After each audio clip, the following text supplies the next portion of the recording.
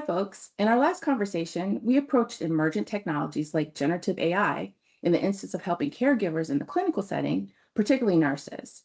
In this conversation, we want to shift our focus to emergent technologies outside the clinic.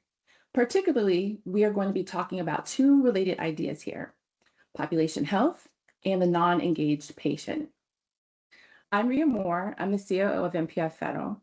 I'm a lawyer by training, and I've been in the federal space as a federal employee and also on the government contracting side for over 25 years. I'm honored today to be joined by three panelists. We have Anna Gilmore Hall, Dr. Tina Flores, and Dr. Christopher Davis. I'm going to give a brief introduction of each of them. Anna is the president and CEO of MPF Federal, a nationally recognized woman-owned federal contractor that partners with agencies across the Department of Health and Human Services, the Department of Defense, the Department of Veterans Affairs, and other federal organizations to deliver mission-critical scientific, healthcare, records and information management, program management, and operational support services. What makes Anna's perspective especially unique for us today is that she began her career as a registered nurse. That frontline clinical experience gave her a deep appreciation for patient care, healthcare operations, and the real-world impact that effective systems, sound policy, and strong leadership have on people's lives.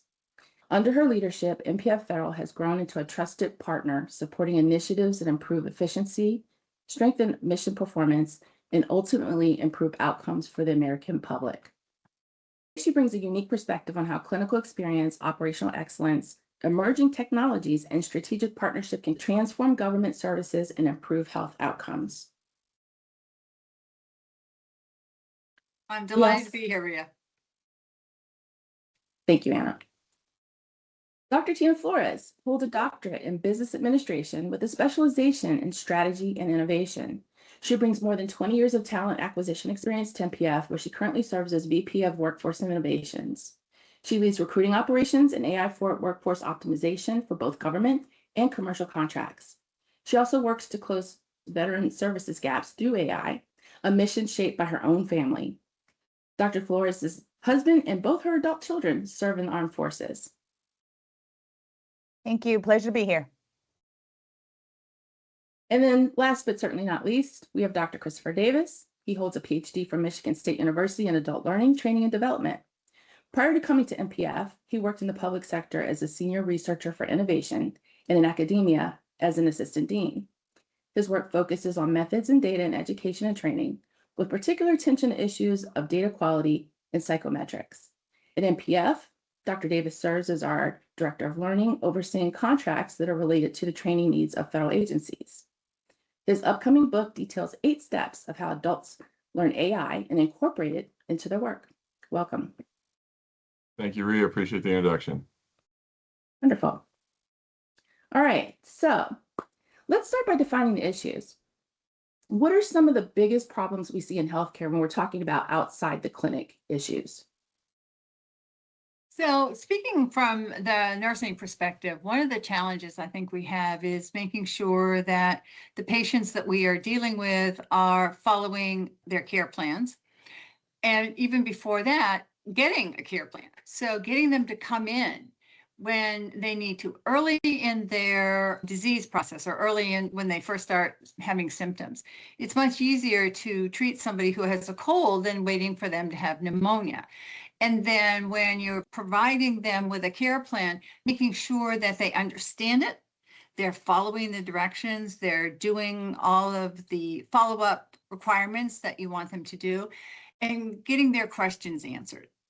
All of that is based upon a good trust relationship between the patient and the provider. And I think one of the things that we want to talk about today is how can we use tools and resources to help the patient be more comfortable when they first come and see their provider. And then what can we as providers give them in terms of tools and resources and support to make sure that they're following their care plans. Excellent. Gotcha. You know, for me, it's the patient the system never measures because they never show up. Anna's right, and she's describing the patients we can see. In my world, there's a lot of ones that we can't. With veterans specifically, The people most at risk are the ones who have often stopped engaging entirely. And every metric we have is built from the people that are still in the system. So essentially, we're optimizing for the visible population and calling it the whole picture. Okay, great. I want to build exactly on what Anna started there and say that we may send a really good message in the clinic, and then we may try and echo that message outside of the clinic. But there's a lot of friction in how patients access that information, especially disengaged patients. We have automated phone systems, we have automated email systems, but they're not easy to use. They send you a message, they tell you to log into an app. The app tells you you're not authenticated, then you have to go log back into your email. Then there's the message, and maybe you can find it in some system, and then you read it, and it says, click this link to get redirected to another system. And so a simple clinical instruction, like I discussed, trying to keep you from making your cold into pneumonia can get lost in a system that we on the inside think is very convenient. So we need to take a more user-centric approach. We need to stop thinking about what works entirely for the providers and do a little bit better job at what works for the patients as well, knowing that our providers are very stressed and these systems do save them a lot of time. I think Yeah. Christopher is right, because what works for one population or one patient is not going to work for another patient. Right. And so having that understanding is really critical to providing the best possible care that we can. Definitely, these are some really big challenges. And what you said, Chris, about the system and going in and having to do multiple steps to get there, I have had that experience myself. There's a lot of places where technology can be helpful, but there's also challenges when you start sticking one system on top of another and making it really difficult to navigate for the patients. So let's start with you, Tina, and I want to focus on the non-engaged patient. And by that, I'm talking about the person who only goes in when there's really a true emergency. They don't use basic preventive care. Their medication is almost all over the counter. They're just not engaged with the healthcare system at all. They may be distrustful of the system or of the providers for that matter. Do emergent technologies like AI fundamentally change that reach, or do they only make us more efficient at serving people who are already engaged? This is the hard question. So let me ground it in a number. In 2023, the most recent VA data available to me at the time of this recording, just under 6,400, so 6,400 veterans died by suicide. About 17 and a half a day. But here's the figure that should stop the room. 61% of them, so well over half, 61% of them were not in the VA care in the last year of their life. So that means that the majority of the people we lost were already outside of the system every one of our solutions is built around. And it's worse than a coverage gap because even our flagship technology only looks inward. The VA runs a predictive model called ReachVet, which is great. I don't want to knock it down. It serves a purpose. It scores every VA patient's suicide risk every month and flags the top fraction for outreach. It does real good. I'm not arguing against that. But two things are true about it. One, by definition, it can only see patients. So the 61% are invisible from it right from the get-go. Two, even for the people it can see, a 2025 evaluation found its accuracy for predicting death by suicide very low, with a false negative rate of about 98%. So we have a tool that can't reach most of the at-risk population and misses most of those that it can reach. So that's why I'm not interested in technology for the sake of technology. I'm interested in technology that closes that specific gap. The model I proposed leads with emotional intelligence-based targeting and outreach rather than a pure risk score, because failure here isn't only mathematical, it's relational. These are people who don't trust the institution. A flag in a dashboard doesn't fix that. The question I keep asking is not, can we predict with this person? It's, can we reach this person in a way they'll actually accept? That's a human design problem first and a technology problem second. Okay. Chris, do you have any thoughts? Dr. Flores is absolutely right here. Tendency is for firms to adopt technology that works for the people in the firm. And that makes sense, but those need to be clearly aligned to the problem.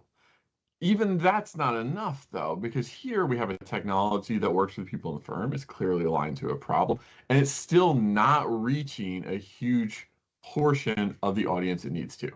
This non-engaged patient may really need services, isn't getting them, system doesn't even know about that patient. It's something we need to be aware of. And really, when we're looking at new technologies, we have to ask ourselves the hard question of, is the new tech better than the old tech for every user that touches it, not just some of them? It can be. And I'm going to agree with Dr. Flores, like, it's both a human engineering problem and a systems engineering problem. These frictive approaches, these things that are difficult to use, going into the VA is a source of friction. So we at MPF have been lucky to support a nurse call line where veterans can call in and get help immediately. That's a lowered friction. There are lots of people that use that system. Solutions that say, I'm not just going to be technology, I'm going to be a technology that works for my users, are the ones we need to pay attention to. One of the trends that I'm seeing right now that is very, very promising is the wearables. Aura rings, there's Apple Watches, clinical reminders, do your PT, it shows up on your phone. These are low friction technologies. Let me contrast that with a bad technology, which is, I'm going to pull out the CPAP machine, right? The CPAP machine is a life-saving technology for people with sleep apnea. The data shows, in some estimates, more than 70% abandonment within 90 days. So you have a system, a clinic that believes people are going to use this machine every day, sometimes for the rest of their life, when in fact, 7 out of 10 of them are done with it within 3 months. Okay, so that's a system that doesn't understand the user and it gives you bad data. Then you're trying to make decisions based on bad data and you're never going to end up with the right answers. Writ broadly, new technologies must be human-centric in their design. Yeah, Christopher is absolutely right. We've got to make sure that the technology is patient-friendly. And as I said earlier, we want technology that's nurse-friendly, but for the patient to be able to manage their care, we can't make it harder for them. So this technology has got to be available and useful for the high-tech patient and the low-tech patient, the patient who has difficulty seeing, the patient who has difficulty hearing. There's a lot of issues that get in the way between the patient and the technology. And we've got to make sure that we're doing it logistically as well as culturally. And the other thing, I am a nurse, and although I haven't done any clinical work for a long time, we also want the patient to understand that technology is supporting them and supporting the provider, and it's not replacing the provider. This is a source of help for them. It is not a supplement or a replacement for the nurses and the doctors and the other healthcare providers for that patient. That's a really great point, Anna, and actually leads into the next question I'm going to ask. I mean, this human-centric, highly emotionally intelligent approach leads to a problem that we see in healthcare, which is population care. It's a person who doesn't trust the system. So how do we make AI-based help feel like support and not like surveillance? And I want to start with Chris on this one. Yeah, Anna teed me up for that one perfectly. So we know that people trust people a lot more than people trust computers. My data right now still estimates more than 65% of Americans are inherently distrustful of AI. And that's not in the sense of like, oh, generative AI might make a mistake, I can check it. Like deeply distrustful of the entire AI system. We get logged into algorithms and messages from social media that reinforce a certain perspective. If you're very positive on AI, most of your messages are going to be positive about AI. And at some point, I'm going to have to write a book about how algorithms shape our thinking and the internet echo chamber. But the truth is, we're missing a lot of data on a huge portion of people simply because our algorithms aren't reinforcing their point of views. They're reinforcing the views that we hold ourselves. This becomes a big problem for analytic questions that you ask of population. So to try and solve a distrustful population, you need to understand them. And if you're not accessing that population, you'll never know what they do actually value. So I get to tell you, right now they value people, and it's 100% right. that doctor they trust, that nurse they trust, that family practitioner, that internal medicine person that they've known for a while. You cannot be removing that person from the system. You will lower trust in an already distrustful system. So hence 2024, high trust in healthcare providers at only 31% of the population. Again, that means 69% of the population does not have high trust in healthcare population.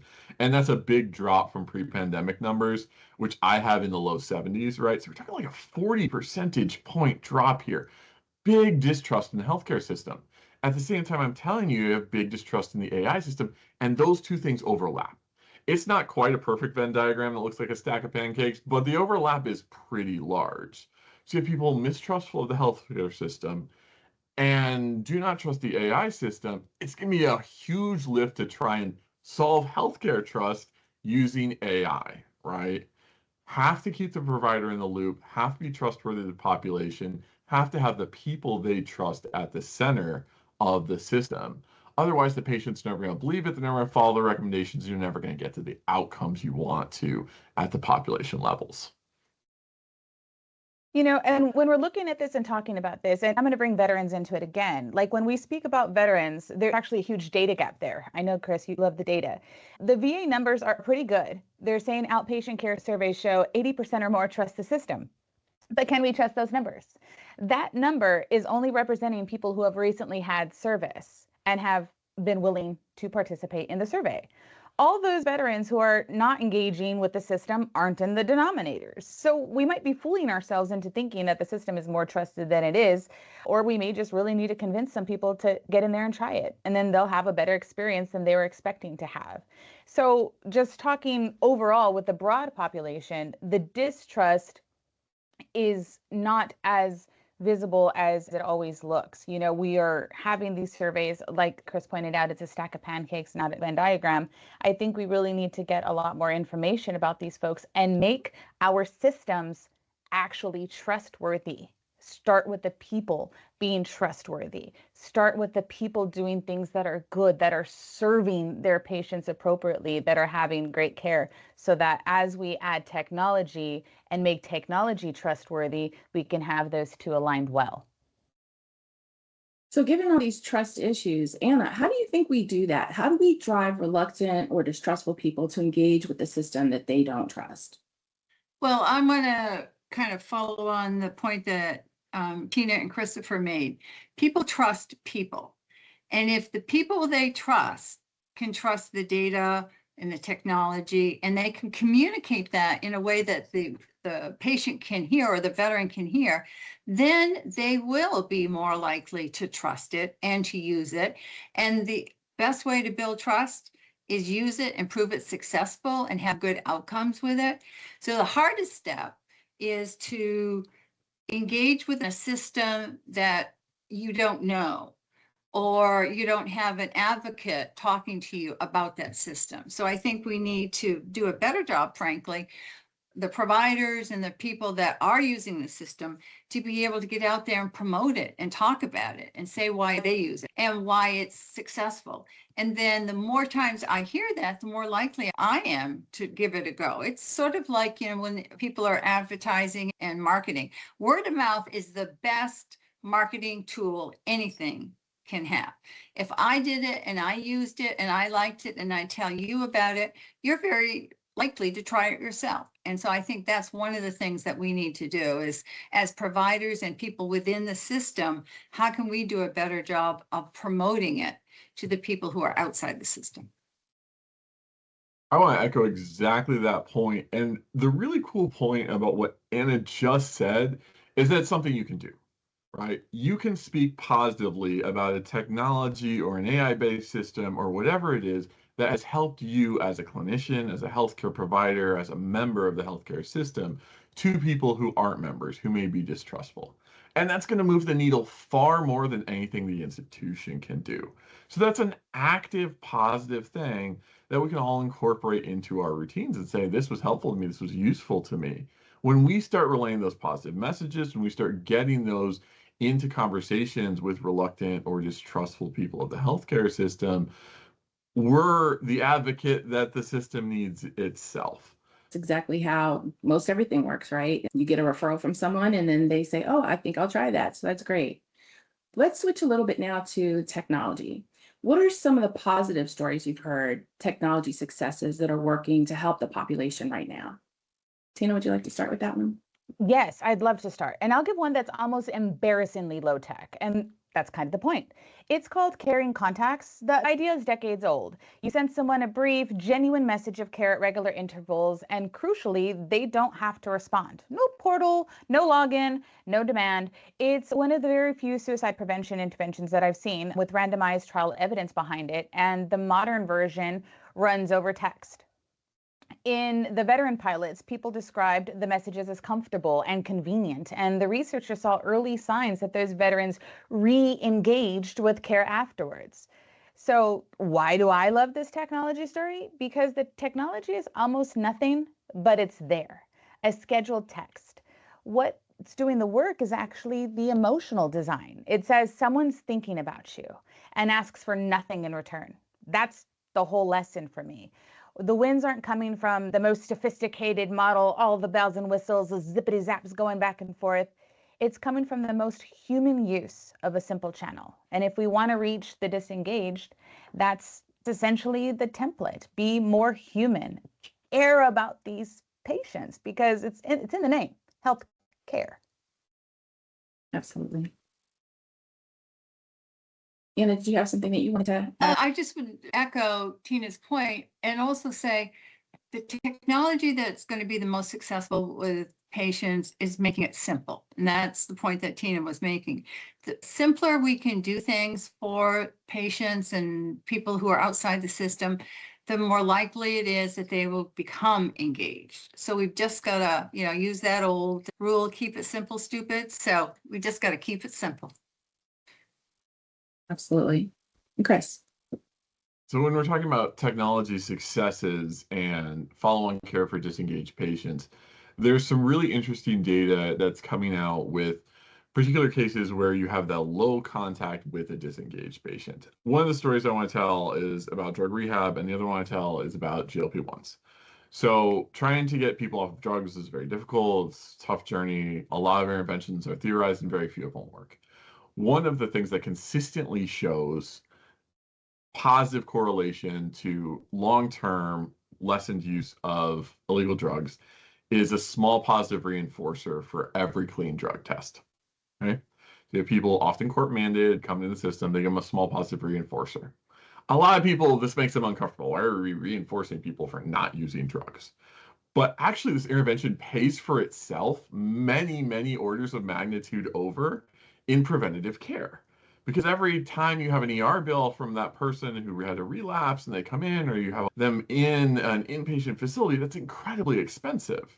That $5 gift card that keeps them off the drugs for another 2 weeks until they have their next check-in, that's a very, very powerful population health mechanism for a system that is very overburdened.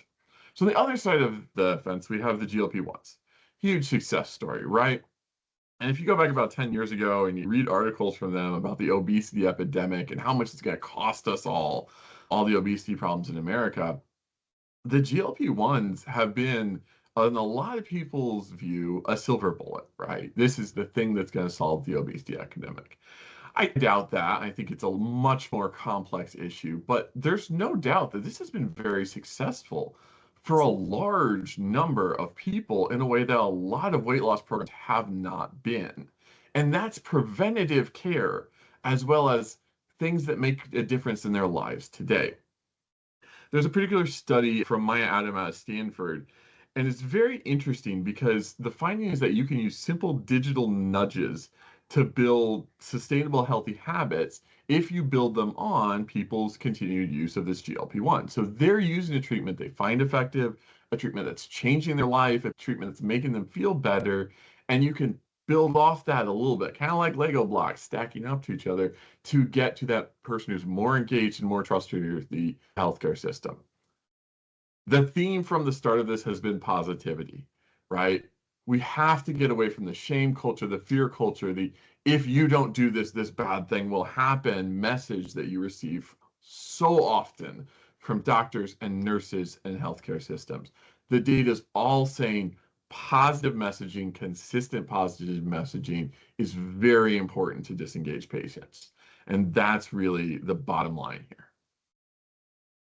So if we're building on this GLP-1 example, and you're saying that it doesn't touch the patient that is completely disengaged, is there a parallel window of opportunity for the non-engaged patient, whether it's a life event, a crisis, a first contact? Well, a well-designed intervention could turn one reluctant engagement into a sustainable relationship. Anna, from your clinical background, have you seen a number of times when people may be more open to receiving healthcare in these situations? So I was an ICU nurse and an OR nurse, and I worked a little in the ER. And there have been times when patients come into the emergency room for a crisis and find out they're diabetic. They never knew they were diabetic until that event happened in the emergency room.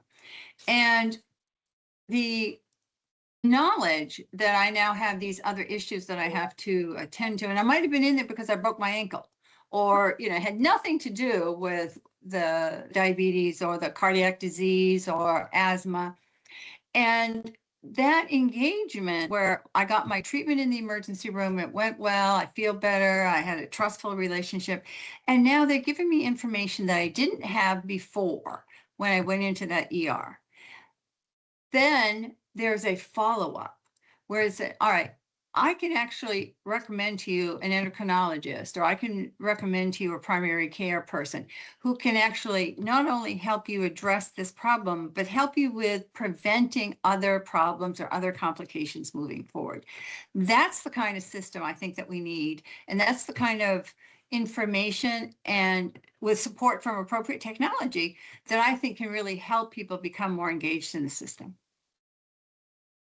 I love that. I love that clinical perspective, Anna. And from my very non-clinical perspective, I look at things like positive social media nudges, specifically reformer Pilates. They have cult following. Everybody's talking about it. You see it all the time, and you see these women changing their lives. Half of me wants to roll my eyes at the wellness I industrial hate them. complex, right? Just so you know, Tina, I hate those women. But the honest answer is that some of these soft on-ramps work precisely because they don't announce themselves as healthcare. You see these things, I'm going to try it out. Personally, don't hate me, Anna, okay? But I'm one of the reformer Pilates girls, and I never liked working out, ever. But I saw all the fun, they had all the music. I'm like, let me try it.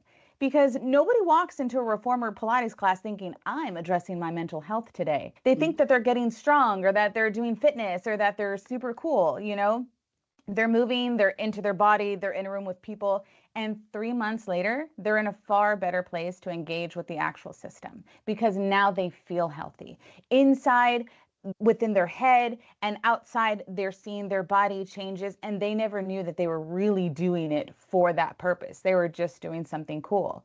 The disengaged patient doesn't come through the front door marked clinical, help here. They come through the side door because it's their own idea. They think that they're doing something fun and passive. And I think that those are great ways to combat the disengaged patient, to really try something. Whether it's this, that, or the other, try something and have them with that soft landing. Those are great examples, Tina. I really love that. I myself use a dance app. I like to dance. And so I think that's one way to get my exercise in. And I don't think of it as I'm exercising, I'm trying to do healthcare. I think of it as I'm having fun. Yeah. So we're going to pivot a little bit. Let's touch on a really difficult question now, and it's about the ethics of all this. We've seen AI make big waves in a lot of places, and it's not always been successful. AI-assisted tutoring has been largely a failure. AI-created art is extremely controversial right now. We've seen crowds of college graduates booing speakers who mention AI. I can tell you personally, I have a 16-year-old in my home. He and all his friends roll their eyes at AI. They're like, I don't want to have anything to do with it.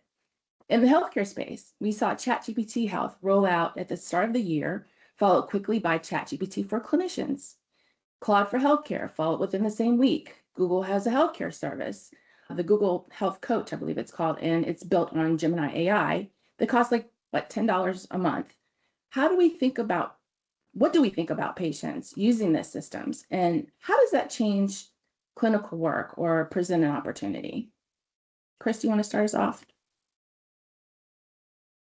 Well, the first thing I want to say is that a patient who's engaging with their health concerns before coming to the doctor is a positive thing. We need to get out of this mentality that the doctors are the ones with the knowledge and the expertise, and no one else can have access to any of that. Now, we do want to respect doctors and nurses and their expertise, but we don't need to be gatekeepers of medical concerns. We don't want to shake the finger or be really judgmental about the patients who use the platforms, whatever they are, whatever healthcare system they're engaging with, whether that's an AI-driven one or not. Imperfection is okay. These systems aren't perfect, but neither are doctors, neither are statisticians. We talk about confidence intervals, we talk about error rates. The truth about data is we want to triangulate as much as possible. And I'm using that in the JIC 1970 sense of 3 sources of information leads to trust. A single source of information is where we get errors.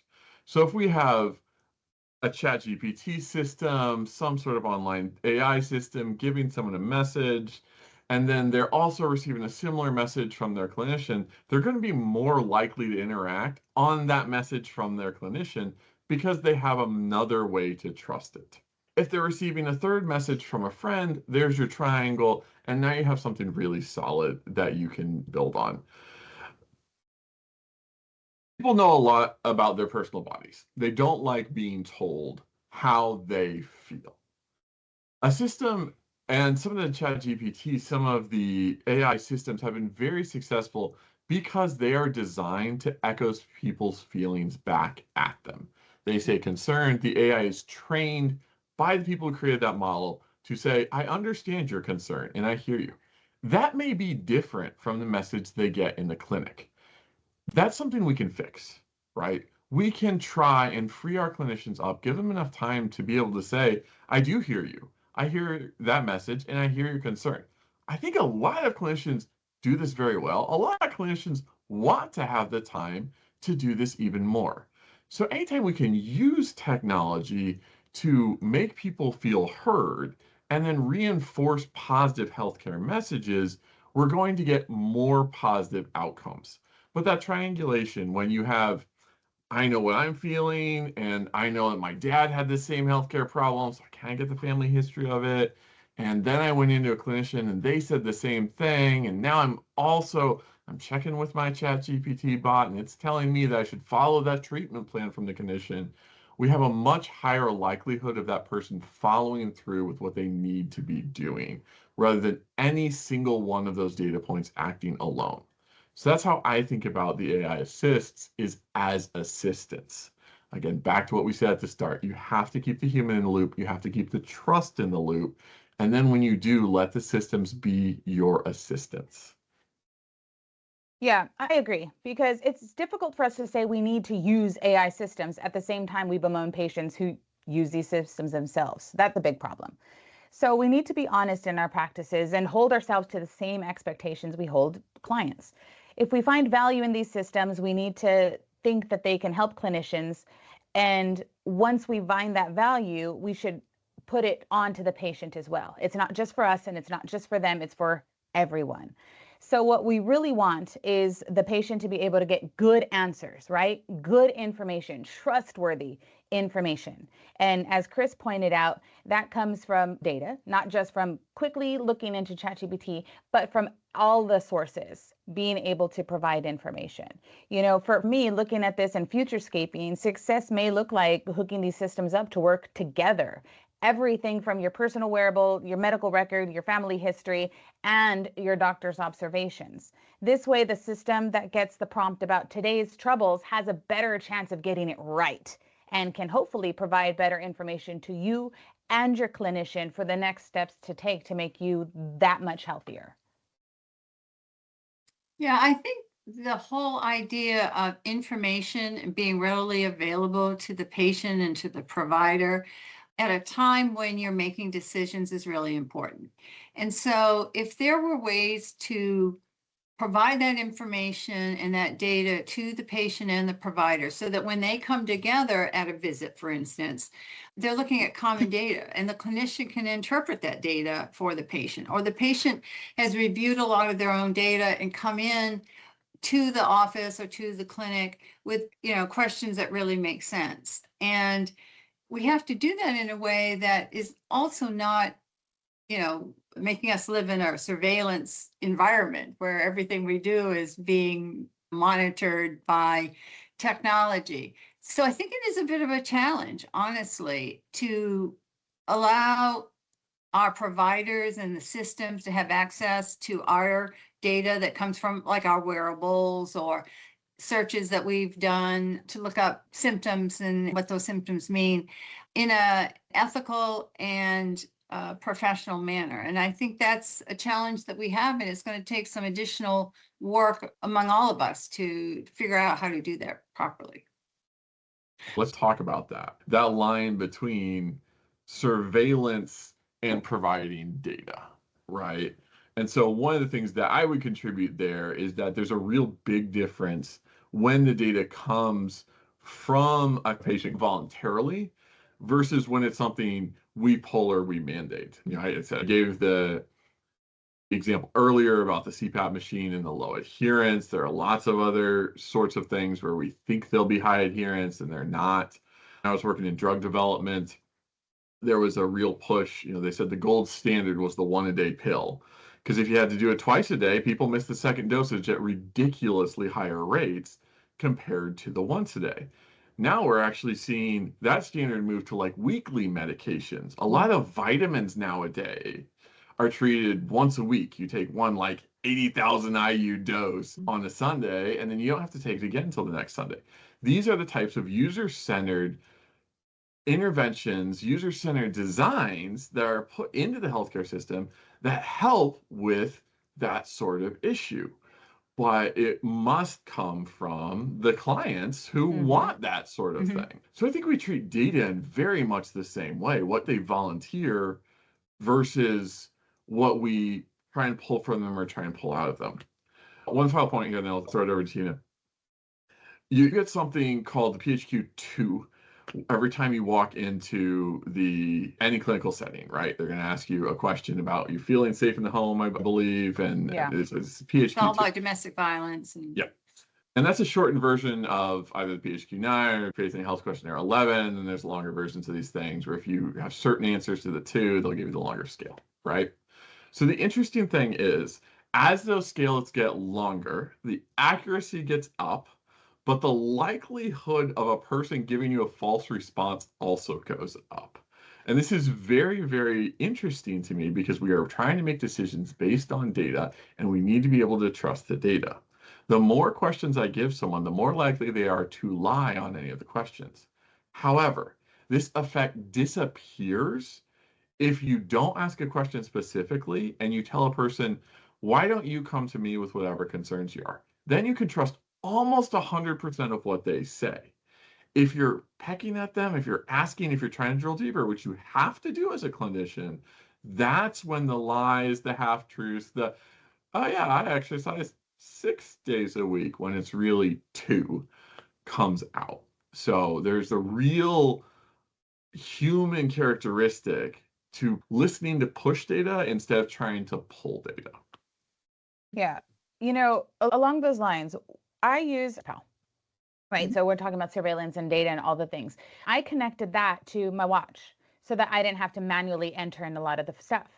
What I found was using that app, when you log your food, right? When I think personally about the food that I ate that day, I'm like, I did great. All I ate was this. I did perfect. I put it in the app and oh my God, I went over 500 calories, like 20 carbs extra. Don't ask me about the fats because I like cheese. Like that was a lot. And when you're thinking about it, like as far as data goes, you're thinking you have an internal perspective of I did great. I exercised great. When you put it all in and you look at what the thing spits out as far as this is what you actually did today, that's not great. So I think that having, low touch stuff, I just connect my app to this. I take a picture of the barcode and it just puts in all the stuff that you ate. I'm able to really understand what my health picture is, because what I thought I was doing versus what I was actually doing was not the same, and by a large margin. In that situation, though, that sounds like it was a success. Like you could see it, Yeah. you were motivated by it.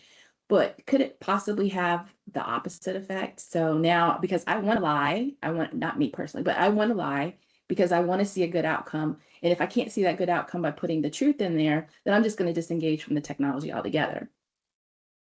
I think It's a possibility, but when we have people who are in charge of their own data, they tend to trust it more. Okay. Mhm. So in education, there's a great word, pseudo-transactionality, that has to do with people giving answers that they believe the teacher wants to hear instead of the actual answer they believe to be true.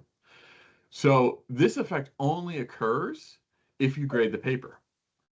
If you tell students it's not for a grade, you have almost zero pseudo-transactional effects. So the key here is we need to remove the evaluation from the data, okay? Mhm. So when that data is just presented to you, not judgment included, just as data, you're much more likely to continue to engage with that system and trust that system. As soon as you put a value judgment on it and say, sorry, Tina, too much cheese, you shouldn't have done that, whether you're a system or a clinician, then you're going to see people start to use it less. So remove the judgment, remove the value statements, and present the data to people, especially let them access that themselves. Your trust in that system goes up rapidly. And some people will have that gut check reaction, right? Of like, I didn't like it. I'm not doing Yeah. it again. And then they'll sleep on it.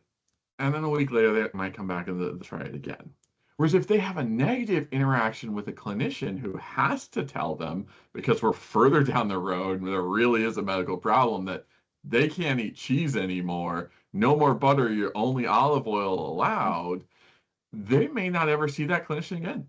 And they may Yeah. continue to do a really unhealthy habit because they've been judged. They feel judged in that thing. So data in the hands of clinicians, great. Data in the hands of people, great. Value-free conversations about what the data is and what it means, amazing. The more we can use technology to get there to facilitate those conversations, the better we're going to do at the population health levels. I think, Christopher, you've made a very important point, because as a nurse, there were times when I had to give bad news to a patient or to tell them that things that they were doing needed to stop or change, just like, physicians do. And the way you convey that information has to be very careful and not, as you point out, being given in a judgmental way. So thinking about how we can use the data and the information that the patient and the provider has together, and that we're just talking about the data. We're not making a judgment about the donut Anna ate or the piece of cheese that Tina ate or the steak that Christopher ate. We're just talking about data. That makes it a lot safer to have those hard conversations. I want to ask Tina too, because she has this very introspective, personal perspective with the veteran population. How are you seeing this with the veterans? So here's where the VA is the real leader. Their Share My Health Data application does a lot of what we just talked about, and it's actually device agnostic. If you have a Fitbit, a Garmin, an Apple Watch, any of those, you can connect it to this app, and then that data gets uploaded and is available, and then you have a telehealth appointment or an in-person visit, they're able to retrieve it. So it kind of does a little about what we've just talked about of having them have the power to wear these things to allow for that data to be used. And then it empowers the clinician to observe and see and discuss in hopefully a not so judgmental environment. And these are things that they don't have to guesstimate or assume or judge the words of the person that might actually be incorrect because they're either trying to be super positive or maybe even super negative. Well, that sounds really phenomenal. And in fact, I've only heard, outside of what you just shared, I've only heard of one other situation where a doctor created his own CRM using an AI tool where he could bring all this data together. But that's not really what's happening in mainstream. Why is that not happening elsewhere, do you think? Well, some of it's due to cost. I mean, that's the fundamental issue that we have to deal with. It's possible when you mitigate the per patient cost that we can drive down the cost for doing this across populations. But the challenge that we really have is nobody really wants to pay for prevention, and nobody really understands what the cost savings are from prevention. If I don't get breast cancer, what is the cost savings for that? If I don't have a heart attack, what's the cost savings from that? That's very hard to measure. It's very hard for people to understand what that means. And so figuring out how you balance the costs of implementing these systems versus the savings that you realize as a result of implementing those systems is a challenge that I think we as a society have to take on and battle through. So I'm going to go outside of healthcare and build exactly on that. A longtime teacher, one of my personal pet peeves, because I've seen the damage, is telling a kid, you're bad at math. That's okay. You're good at art, and that's fine. Or you're great at writing, and that's okay. We need to stop that language. Data exists. Data is everywhere. And the data literate human is a requirement to be successful in the modern world, right? So all the way down to the lowest levels of grade school, let's be positive about numbers. Let's make sure people aren't scared of numbers. And let's increase the data literacy of people throughout the entire society. This talk is supposedly about population health, right? So we're going to talk about the whole population here. The more comfortable people are with numbers, the more numbers they're able to get used to themselves, to able to see, and the more positive interactions they have with teachers, with clinicians, with robots, with their AI tools that are about numbers, that make sense to them, that make them feel empowered, not stupid, are going to be things that increase the data literacy of the population. That allows for so many of these other interventions to happen because you're starting to see the markers earlier. You have the data at your fingers, but now you kind of know what it means. You're comfortable with that. And then you're going, okay, my numbers are at a place where I need to get in and talk to a nurse about what these mean. Maybe the nurse tells you that you need to worry about it. That's what happens when you get on that side of 40. I'm having those conversations right now. Maybe the nurse says, okay, if you want to change that, here's a path to do that. And that might not have been something that you knew on your own or were able to access on your own. That's wonderful. But that's a positive data conversation. And it harkens all the way back to those earliest conversations when we learn about numbers and working with math and working with data. We need to make sure stats isn't scary. Math isn't scary. These are helpful, positive things. And that's population-wide. Any discipline, any field. Chris, wait You till he know- gets over 50. Yeah. Yeah. The best is yet Sorry to to come, interrupt. Christopher. Right. As he's talking, and true, all the data stuff, although I don't agree with that math is great part, like keep that away from me, far away from me. I want to go back to trust. So when we have all these numbers, we have all these data points that are super useful. You're not going to have me argue there. Definitely. But we still need the patients to trust this. We've empowered them to have all of these things, all of these apps, all of these tools, the ability to just scan the barcode and now their food's entered. But those, again, are hitting people that want to, that are already trying, that are actively engaged, actively moving there. So what we need to do is shift perspectives. And I think we've talked about that a couple times today: emotional intelligence, shifting perspective, removing judgment. And I think that's something that we need to have as we want to do more with AI. And we still have that trust issue. That's a big barrier for us to overcome, is how can we positively reinforce these systems, these applications, these wearables, whatever it is that works for you, whether it's the ring, the app, a patch, whatever that technology looks like at the end of the day, what's going to work for most patients? Or can we offer some selections that provides the same information? How can we get people to really come back? And that's with more people? How can we show them that we are caring? Empower them to care about themselves, not just think I'm okay because I know me and I know that I'm okay, or I don't want to have to step foot into that office. I don't want to have to look at that guy because he's just going to tell me I'm obese.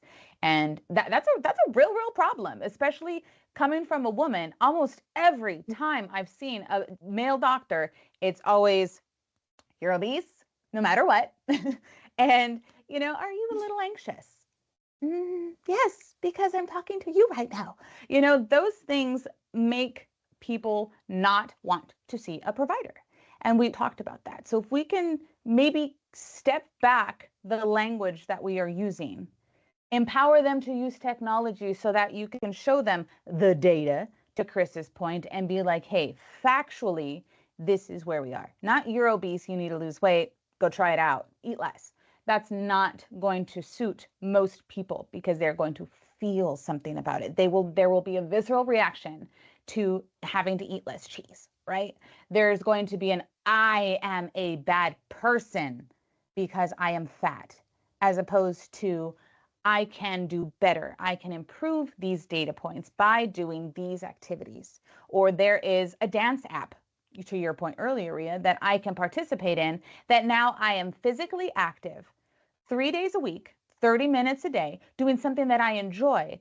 And really the big effects on that, the data is going to show that that's really helping you. And if clinicians can, buy into that and do more of those type of talks using AI as an augmenter, I think that that's a great way to increase utilization. Great point. I want to go to a topic that we've sort of been touching on. We've talked kind of around it. As Chris mentioned, this is about serving the population, healthcare in the population. So let's talk about access, i.e. opportunity. Where do you see opportunities for AI-assisted healthcare, especially in people who are really reluctant to go to a doctor's office or maybe don't have the funds or the access to do so? Chris, do you want to start us off with that? I think one of the things that when we talk about opportunity, people's lives are complex. There's lots of things happening. And, there's some great quotes about not knowing the struggles people are going through. But I think mental health is just such an opportunity for us to do better in a way that is very difficult to do in clinical settings. There are lots of places around this country where trying to get an appointment to talk about how depressed you are with someone is a 6 to 8 to 9 month waiting period. It doesn't really help me with my depression today. And if that depression keeps me from going in to get my flu shot or going in to get some sort of preventative med, then this burden starts to stack, right? And I'm only in the ER, I'm only in those clinical systems, or I'm the disengaged patient. If our AI assistant can get there immediately, we know it's not going to provide the same level of care that your doctor could, or that trained social worker could, or that trained therapist could for you. But it's going to get you something, and it's going to get you heard immediately, or that feeling of being heard. And when people are struggling with a mental health issue, that's incredibly powerful. That on-demand, instant realization that I may have something to do other than make in some cases, a very bad choice, or maybe a series of smaller choices that build towards something negative. I see that as a real opportunity. Data here, somewhere between 20 to 30% of people who are using AI actually use it for a mental health purpose, or have at least used it once for mental health purpose. That's the large chunk of people when you talk about the millions of users. You know what, Chris? You bring up a great, super great answer there with the AI chatbot to assist, right? To provide some mental health guidance, not necessarily services or diagnoses, but some help. I like that, but I would like to build a fence around it at the same time, because people are already talking to these tools about stress, and the assistant's there at 2 a.m. when there's no therapist, when it's sometimes free if you use the free ChatGPT and you don't have to worry about making an appointment or paying a copay, anything like that, which is great. But there is a mirroring that these are trained to do and to have at current without it being specialized. They reinforce a lot of what you're feeling. And you could ask them like, hey, my husband did this today. Should I leave him? Yeah, you should. Go, girl. That probably wasn't the best advice to be giving you. It reinforced you, it empowered you, it made you feel good. Yeah, I hate him. But that's really not the best advice to go forward. And especially when I look at populations such as the military community or those that are more at risk, these kind of things matter enormously because mental health issues and mental health treatment aren't as sought out as one would think. They're never going to call a crisis line. They are going to be in crisis and they are going to act out on their crisis thoughts in a way that is less than optimal.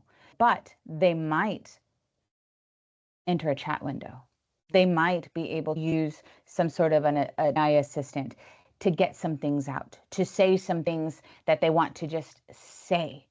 And that's a real opening and we shouldn't waste it. But here's the line I draw. There's a difference between a tool that listens and a tool that knows what to do when there's something serious. Can we bring a human into that? Are there certain things that as they're chatting and as they're saying something, we have now, or into the ideation phase, right? We're experiencing some SI.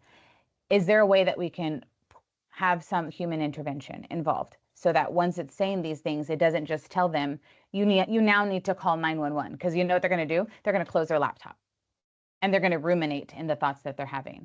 So is there a way that we can loop in a 24/7 call line? We already work with nurses on a 24/7 call line. Can we somehow pop in a human and have a human start chatting with them? You've now been connected to this resource. And they start out with not, oh, it says here that you're looking to harm yourself, because they're probably going to, again, close that laptop. Is there a way that we can train them to be more emotionally intelligent in these responses and less scripted? Can we have them be more engaged with these people when they are in the middle of a crisis or they are in an event sesh that probably needs a professional on the other line? Because being available and being safe are not the same thing. So the opportunity isn't that AI replaces care, it's that AI that is emotionally intelligent, could be a good first door, honest enough to know when to hand someone off to a human warmly without making them feel dismissed. If we get that handoff right, we've built the most scalable front door to care that has ever existed. And inversely, if we get it wrong, we've given the most isolated people a confidant that can't actually help them. So yes, the biggest opportunity is on the table, but it's also one that we have the least margin to be careless with. I think there's one other opportunity, and I want to get back on my soapbox, and that's shifting from treating disease and illness to proactive wellness. I think that, we talked a lot today about wearables and the data that comes in. I think there's an opportunity for sort of personal health coaching that could be done through appropriate AI tools that would be fast, easy, non-judgmental, and easy to understand by patients. And thinking about how we could utilize this kind of technology to really assist people to be more healthy. And we talked about that a couple of times, but really thinking about it, about being proactive, about being well versus treating illness, I think is a big opportunity for the technology. I'm going to thank you all for that. I'm going to travel down a similar road in what you just said there. I often wonder about this myself. So you go to a doctor for maybe your, nervous system has something going on. You mess up your shoulder. They run some tests. They might see something else that's completely unrelated to like your liver. Like maybe you did an MRI and it showed up, big chunk of your body, your liver has a problem. Is that doctor now obligated to tell you there's a problem with your liver when he specializes in, he's an ortho, so he's treating you for your shoulder problem? I think that's kind of how functional medicine came about, right? So the person who's like looking at the whole person and figuring out how all these systems work together.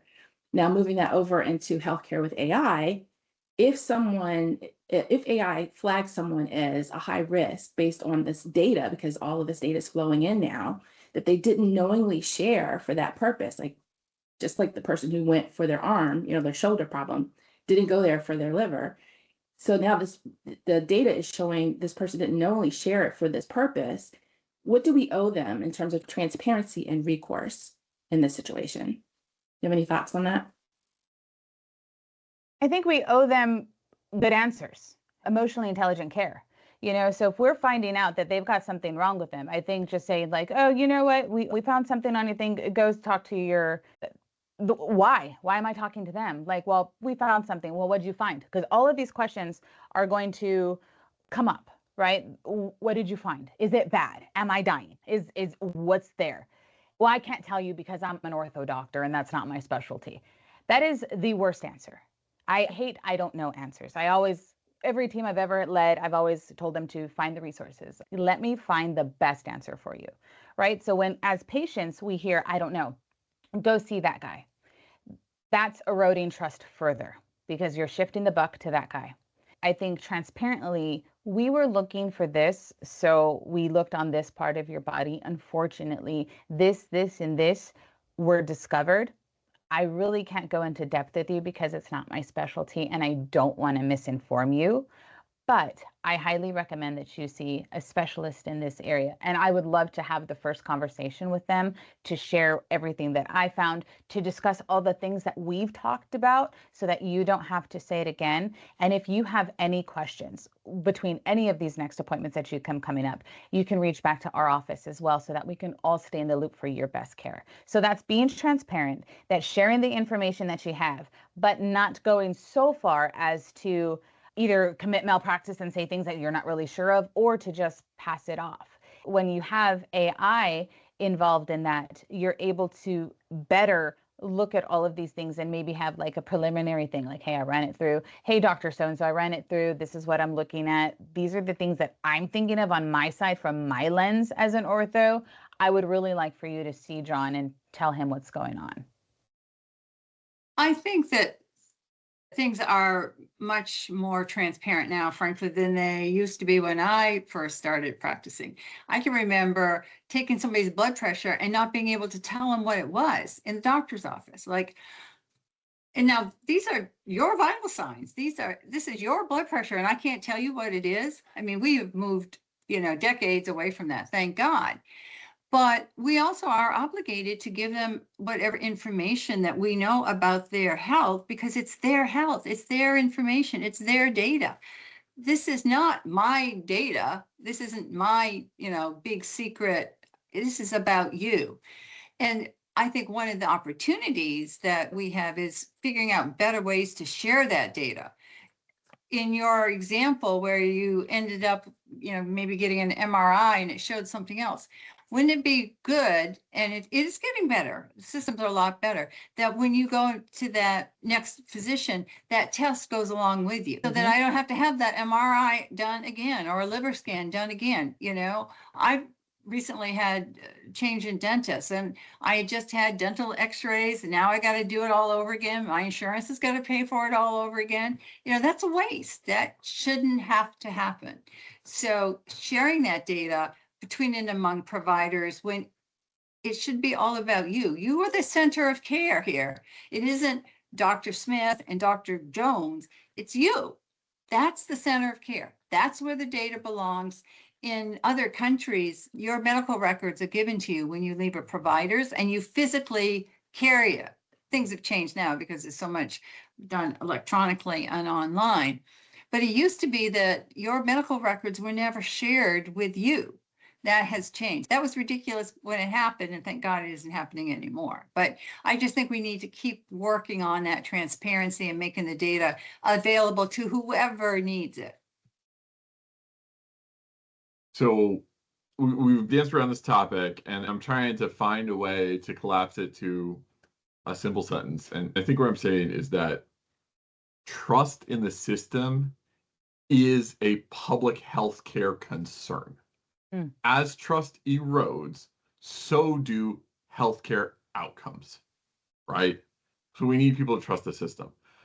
Why do people not trust systems? Because they do things like say, well, I can't tell you your own blood pressure, right? Or they make you log into 3 systems and do a request to get your own data back.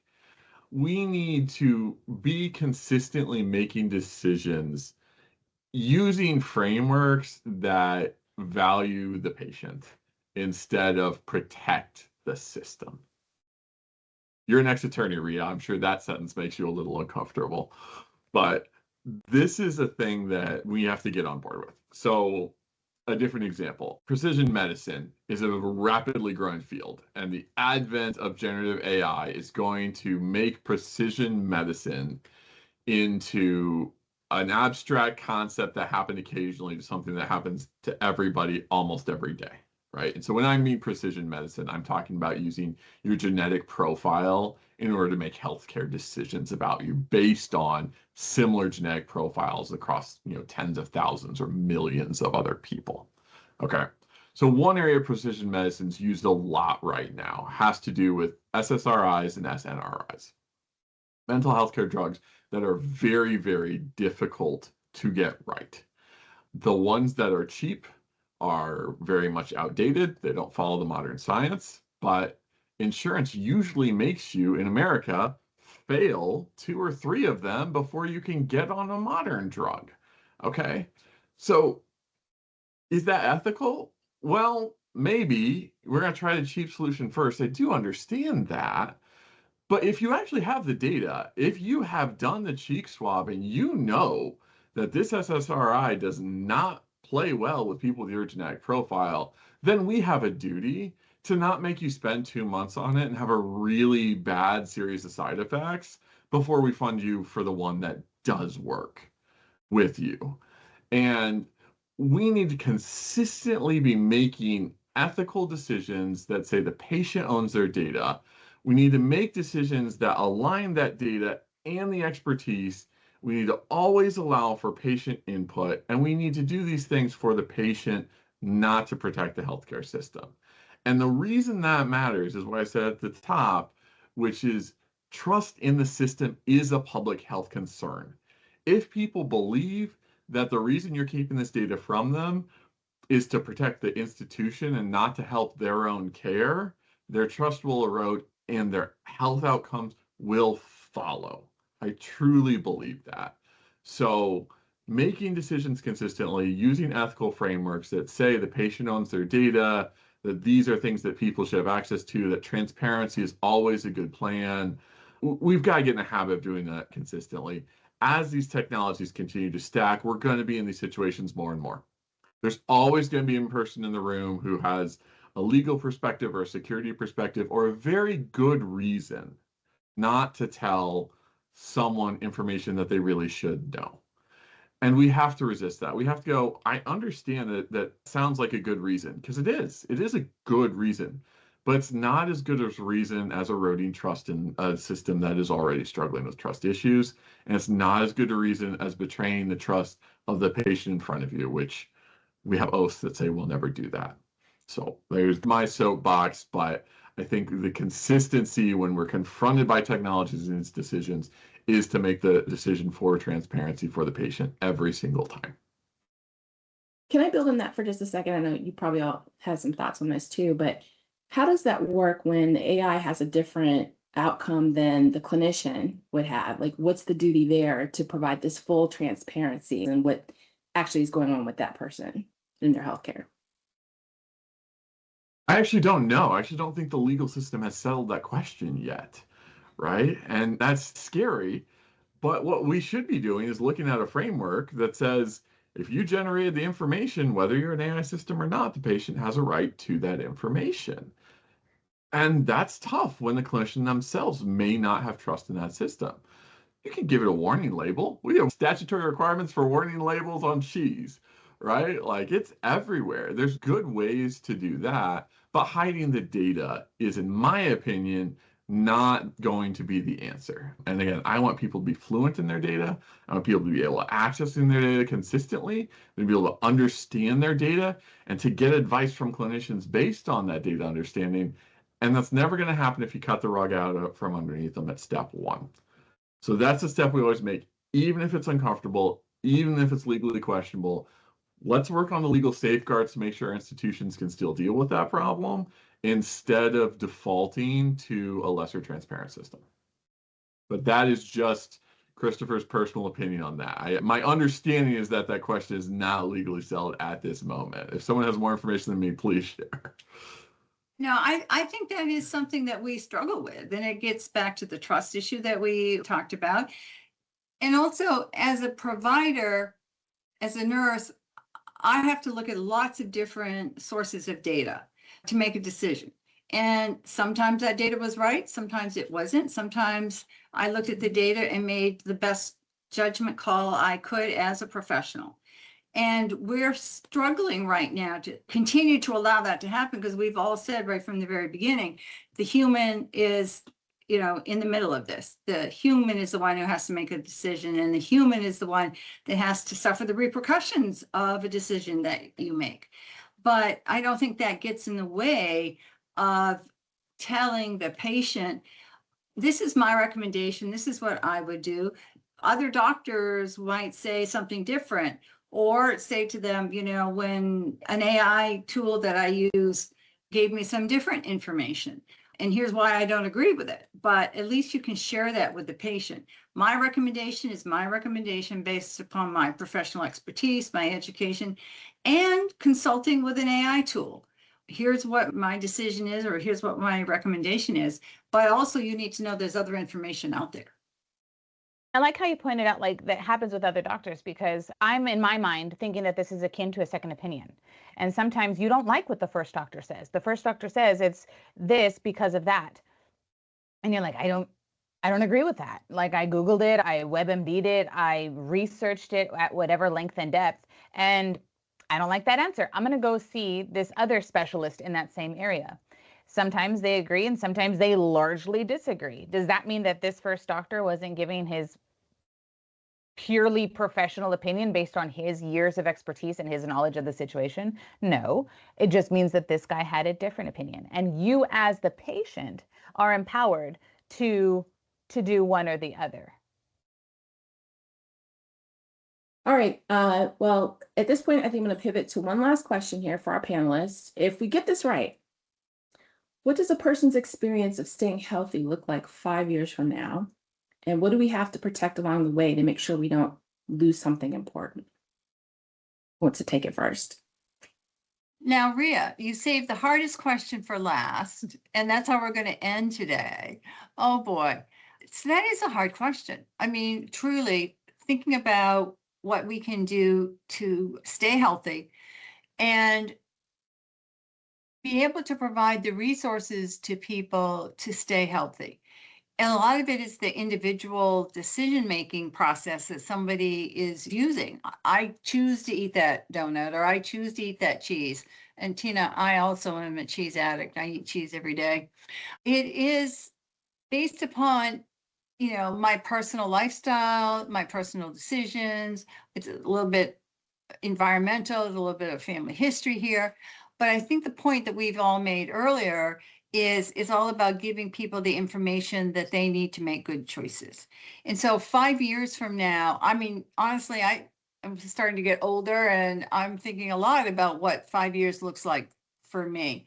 And I do more exercise now. I do watch my diet better than I used to. I do try to make sure that I'm getting enough sleep. A lot more conscious decisions around that versus when I was 20. So I think what we need to do is to help people realize that health isn't a given. It is a process. It is a journey that we are all on, and using good information, taking good advice from your doctor, other healthcare providers, your family, your spouse, thinking about it consciously and not just thinking about it unconsciously. That's how you're going to be living healthier 5 years from now. I'll jump in second here and let Dr. Flores run the ankle leg for us. I love what Anna said about health being a process. I spoke earlier about removing values and removing judgment and thinking about data in a purely empirical sense. It just is. And what are we going to do next? And what are we going to do after that? And then maybe we understand the steps that came before, but those aren't locked in. We can adjust in the future. We can be positive about that. And so I want to see more positivity in the system. I want to see less friction in the system. I want to see more data for both parties, more transparency, high transparency, understanding there are multiple options for healthcare because it is a process and it is holistic and it goes beyond your acute clinical issues. I do want to talk a little bit about the difference between what happens in the American system versus what happens in some of the other systems around the world, especially around that disengaged patient, the patient who doesn't have access, the patient who's mistrustful of the system. So in those other parts of the world where you see very consistent use of preventative medicine, predictive medicine, where you see very consistent check-ins, sometimes through a workplace, sometimes through, public opportunities, whatever they be, those things that we don't have in the American system. I think the positives that some of those systems get on the outcome side, we may be able to get from the assistance with the AI-driven technologies, right?